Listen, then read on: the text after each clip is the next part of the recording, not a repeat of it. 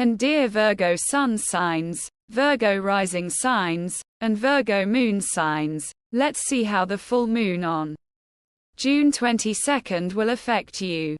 I mentioned this full moon briefly before and said I would explain the details after the holiday, and now we are slowly diving into the details. Dear Virgos, this is a full moon with intense energies, one that will test us in many ways but will bring results. It has a cool aura, unlike the usual full moons where we get overly emotional. Yes, emotions are heightened here as well, but in a cool way, meaning they rise with a reason. And for dear Virgos, this full moon is in your 5th house, which talks about love energy. It suggests that love is coming into your life if you are single. But it's not an irrational love. It's something that both appeals to you and makes sense to you. Isn't that what we all want?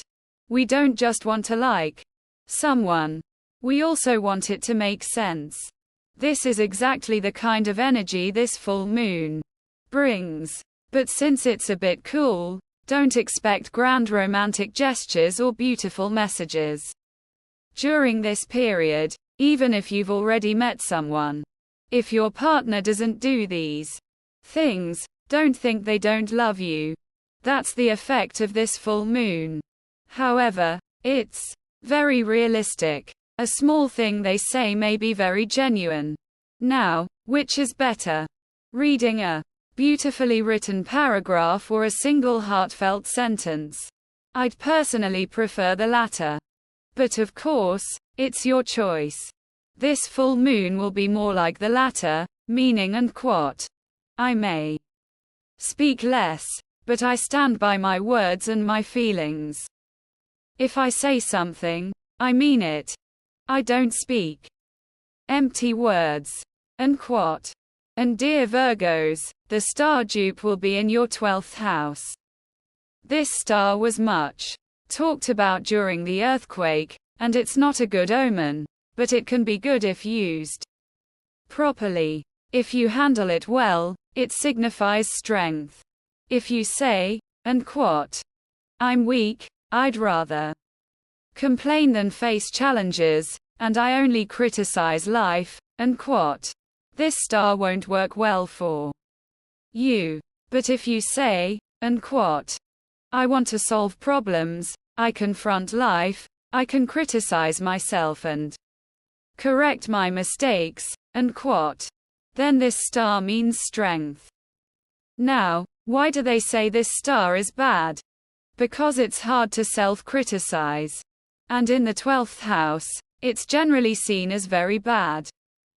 But for those who self-criticize and learn from their mistakes, it signifies powerful transformation. If you have a lesson to learn, it means that lesson won't repeat itself. However, for those who are arrogant, this star means trouble. If you blame others without self-reflection, like saying and quote, I did nothing wrong, and quote, then you'll keep facing the same problems. For example, my cat scratched me the other day because I kept pushing to pet it when it clearly didn't want to be touched. The cat is normal. It's my action that was wrong. This is how we need to look at things in our lives.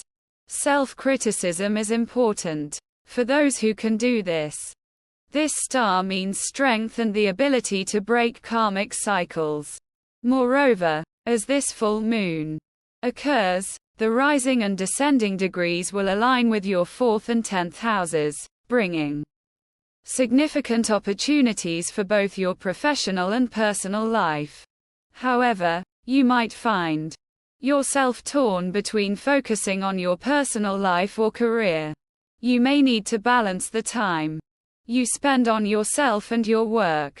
Both Aldebaran and Antares are powerful stars, offering opportunities in both areas. Additionally, Uranus will be in a trine with Neptune, indicating potential connections with foreign partners.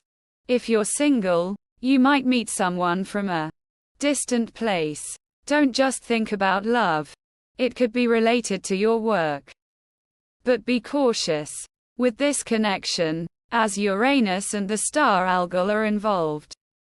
Ensure you thoroughly understand who you're dealing with and the conditions of any agreements you enter. This is a powerful and promising energy, dear Virgos. The light of the stars is upon you. Don't forget to subscribe to our channel. Until we meet again, take care.